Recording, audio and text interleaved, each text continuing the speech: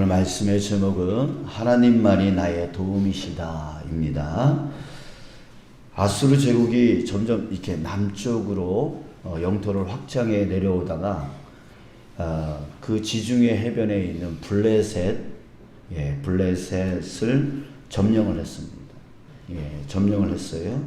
당시 아수르를 견제하기 위해서 그렇게 남쪽으로 계속 영토를 확장시키는 것을 견제하기 위해서 이 남유다 히스기야 왕이 그 주변에 해변가에 있는 그 많은 나라들과 연합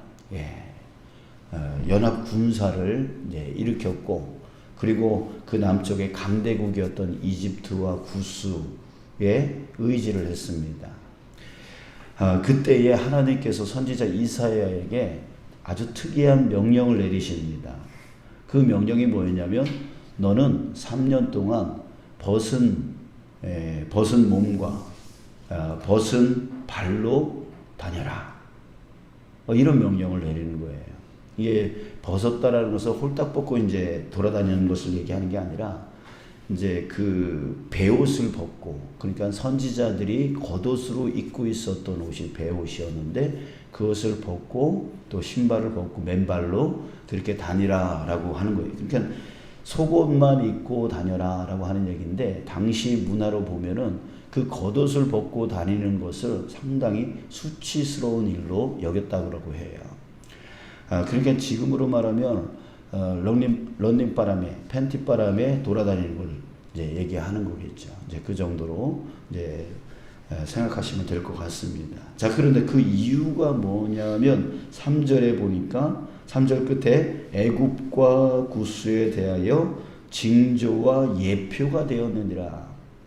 그러니까 애굽과 구스의 이후에 어떻게 되어질 것에 대해서 예표를 보여줬다는 거예요. 이 선지자 이사야의 그 모습, 겉옷 다 벗기고 속옷만 입고 다니는, 그러니까 나중에 그 애굽과 구스도 결국에는 아수르에게 정복당해서 포로로 그렇게 끌려갈 거다. 옷 다 벗겨진 채, 신발 신지도 못하는 채 그렇게 끌려갈 것에 대해서 예표의 모습을 보이는 그것입니다. 자, 그런데요, 더 나아가서 그렇게 하는 진짜 이유가 있습니다. 진짜 이유가 있어요. 아까도 얘기했지만 당시 남유다와 그리고 주변 해변 국가가 서로 연합체를 만들고, 그리고 또 남쪽에 있는 그 강대국이었던 이집트와 구스를 이제 의지했다라고 했죠. 자, 그런데 그런 그들이 이런 말을 할 거라는 거예요. 6절, 그날에 이 해변 주민이, 그러니까 남유다를 포함해서 그 해변 연합국이 말하기를, 우리가 믿던 나라, 그 나라가 어느 나라예요? 바로 이집트와 구스죠.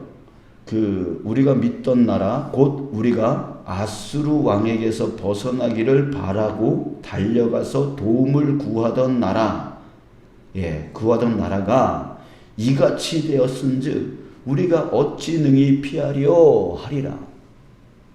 그러니까 결국에는 이집트와 구스도 아수르에게 정복당해서 그렇게 뻘개벗겨서 붙잡혀가는 그런 마당에 이제는 의지할 데가 아무것도 없다. 결국에는 이 같은 일을 한 근본적인 이유는 바로 남유다 때문이었어요. 남유다가 누굴 의지하지 않아요? 하나님을 의지하지 않아요. 대신 누굴 의지해요? 저 겉으로 보여지는 그 강대국, 군사력이 뛰어난 그 이집트 구스를 의지해요. 거기서 도움을 구하려고 해요. 이것을 깨닫게 하시고자 하나님께서 이사야 선지자를 벌게벗겨서 그렇게 3년 동안 돌아다니면서 선포하게 만들었다라고 하는 거예요. 그래서 오직 도움은 누구만이 나의 도움이다? 오직 하나님만. 하나님만이 우리의 도움이시다 라고 하는 것을 깨닫게 해주고 싶었던 것이 바로 하나님의 마음이었습니다. 자, 이 일로 인해서 히스기야가 정신을 차립니다. 그래서 오직 하나님을 의지하기로 결정을 해요. 그래가지고 그 아수르의 그 장군 랍사게가 그렇게 그 남유다를 조롱하고 너희들 하나님 어디 있냐, 너희들 그렇게 해서 되겠냐라고 하면서 막 비난하고 그 백성들에게 그 유다 말로 막 얘기를 하는 거예요. 그러니까 백성들이 그 마음이 어떻겠어요? 공격을 하는데 그렇게 말로 공격하고 조롱하고 하나님이 없다, 너희들의 신은 우리들의 신한테 졌다라고 하면서 막 위협을 할 때에 그 백성들의 마음은 막 쪼그라드는 거예요. 예, 쪼그라드는. 누군가가 나를 위협할 때, 누군가가 나를 지적할 때 여러분 마음이 어떻습니까? 막 쪼그라드는 거죠. 막 힘든 거죠. 막 어려운 거죠. 지금 남유다 백성들의 마음이 그래. 근데 하나님께 전적으로 의지하기로 결정했던 히스기야는 백성들에게 이렇게 말합니다. 너희들은 다 아무 소리 하지 말아라. 아무 소리 하지 말아라. 라고 하면서 대들지도 말고 반응하지도 말고 가만히 있어라. 라고 명령을 내리고요. 이 히스기야는 똑같이 공격하는 것이 아니라 저들이 공격하는 방법대로 똑같이 하는 게 아니라 침묵하면서 하나님의 도우심을 구하고 하나님의 방법을 쫓아갑니다. 예, 오직 하나님의 방법만을 쫓아가요. 자, 그랬을 때 결국에는 어떻게 됩니까? 하나님께서 그 아수르의 공격을 막아주시고 오히려 그 아수르의 왕을 죽여버립니다. 예, 결국에는 승리케 한다는 거죠. 겉으로 보여질 때는요, 이 군사력을 따라갈 수가 없어요.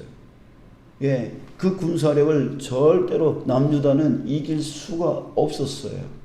자, 그런데 그럼에도 불구하고 하나님께 전적으로 의지하고 하나님의 방법대로, 사람의 방법이 아닌, 예, 저들이 나한테 공격하는 그 방법으로 똑같이 갚아주는 그런 방법이 아닌 오직 하나님의 방법으로. 저는 이 말씀을 보면서 시편 1편의 1절 말씀이 떠올랐어요. 복 있는 사람은 어떤 거래요? 악인의 꾀를 따르지 않으며 죄인의 길에 서지 않으며 오만한 자의 자리에 앉지 않으며. 예, 저는 이 말씀이 생각이 났어요. 왜냐하면 저들이 나에게 그렇게 공격해 온다는 거죠. 예, 죄인의 꾀로, 그 다음에 악으로, 예, 오만함으로 공격해 온다는 거죠. 그런데 그것은 사람의 방법이죠. 그러니까 하나님의 방법을 쫓아가라는 거죠. 그런 사람이 바로 복 있는 사람이라는 거예요. 그래서 그 다음에 2절에서 뭐라 그래요?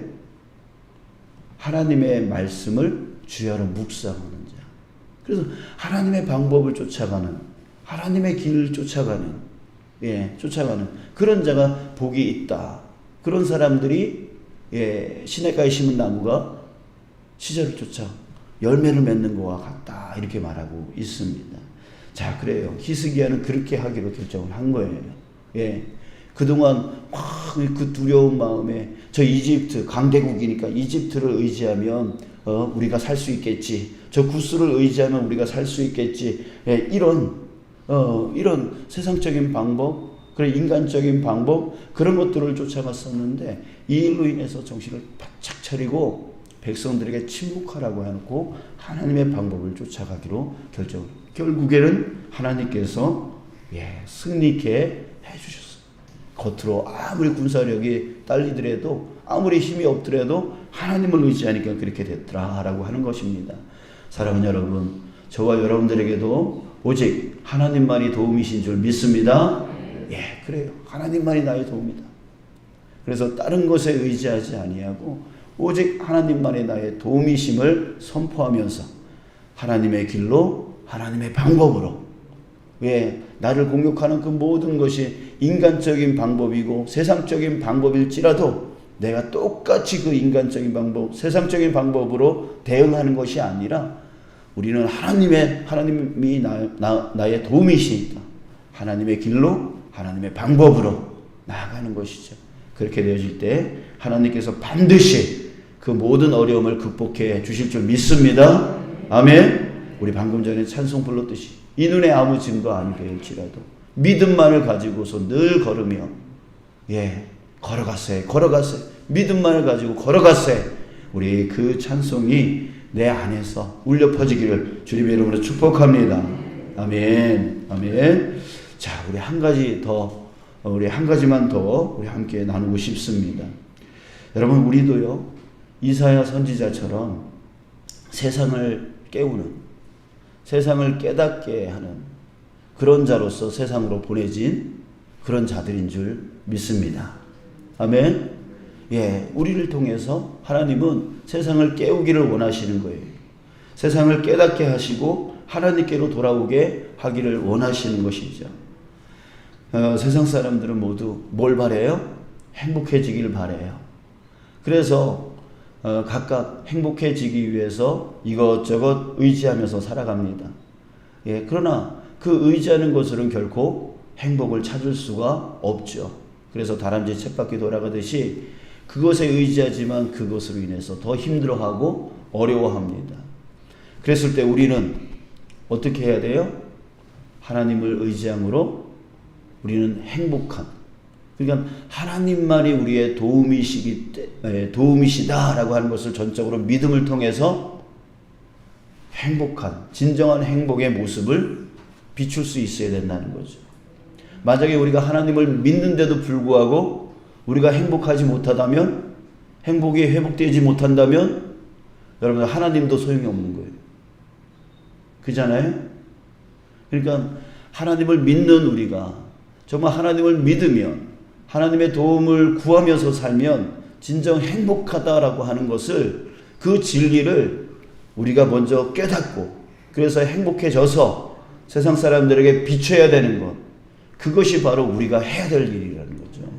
그래서 세상 사람들에게 정말 하나님만이 우리의 행복을 보장해 준다, 하나님만이 우리를 구원해 주신다 라고 하는 것을 우리가 몸소 체험하고 몸소 회복하고, 그래서 내 가족들에게, 내 이웃들에게 비춰줘야 될 그런 의무와 그런 우리의 신앙의 삶이 있는 줄 믿습니다. 아멘. 여러분들 믿으시죠? 하나님 믿으면 반드시 해결될 것을 믿으시죠? 하나님 믿으면 행복해질 것을 믿으시죠? 예, 그것을 증거해 내야 됩니다. 그래야지만 세상 사람들을 깨울 수가 있는 거예요. 자, 그런데 그러기 위해서 우리에게 필요한 것이 있어요. 바로 각오가 필요해요. 각오가 필요합니다. 이사야 선지자는 맨몸으로 맨발로 3년 동안 돌아다니는 그 수치스러움을 각오하면서 다녔어요. 예, 그 수치스러움을 각오하면서 다녔어요. 그러면서 하나님의 뜻을 이루어 나갔어요. 그래서 3절에 보면은 하나님이 이사야를 이렇게 표현하고 있어요. 나의 종 이사야. 나의 종 이사야. 무슨 뜻일까요? 정말 이 이사야는 정말 내가 어떤 말을 하더라도 순종해 나가는 종이다. 나의 종이라고 그렇게 표현하고 계세요. 참, 우리도 정말 하나님이 뭘 원하시면 하나님의 종이 되어져서 하나님께 순종해 나가는, 그것이 나를 수치스럽게 만들고 나를 힘들게 만들고 나를 어렵게 만드는 것일지라도 그럼에도 불구하고 그 뜻에 합당한 그 순종으로 나아감을 통해서 이루어가는 그 각오가 우리에게 필요한, 누가 나를 조롱해도, 누가 나에게 수치를 주더라도, 예, 누가 내 자존심을 건들지라도 그럼에도 불구하고 내가 주님의 뜻에 순종하여 나아가리라. 이 각오가 있지 아니하면 우리는 증인으로서 살 수가 없다라고 하는 것입니다. 자, 또 한 가지는 우리 사도행전 1장 8절 너무 잘 알고 계시죠? 예, 오직 성령이 너에게 임하시면 너희가 권능을 받고 예루살렘과 온 유대와 사마리아와 땅 끝까지 이르러 내 증인이 되리라 라고 했어요. 그러니까 우리에게 또 필요한 것이 무엇입니까? 바로 성령이죠. 예, 성령이죠. 그러니까 성령이 우리에게 힘을 줘서 가곡해 하시는 거예요. 그 삶을 살게 만들어 주시는 거예요. 여러분, 그러기 위해서 우리에게 기도가 필요하겠죠. 정말 전적으로 하나님 도와달라고, 내 안에 성령으로 충만케 해달라고, 내 안에 있는 모든 인간적인 생각들을 다 깨뜨리시고 오직 성령 하나님의 영만이 충만케 해달라고, 그래서 하나님의 생각을 쫓아가며 부족함 없는 자 되어지게 해달라고 정말 간절히 구하여 나가는 것이 우리에게 절대적으로 필요하다라고 하는 것입니다. 사랑하는 여러분, 우리 이제 내 가족의 증인으로서, 내 이웃의 증인으로서 나아가기 위해서 먼저 우리 자신이 정말 우리가 믿고 있는 그 하나님 안에서 먼저 행복을 찾으시고, 그리고 성령의 충만함으로 나아가 증인된 삶으로 살아가는 저와 여러분들 되시길 주님의 이름으로 축복합니다.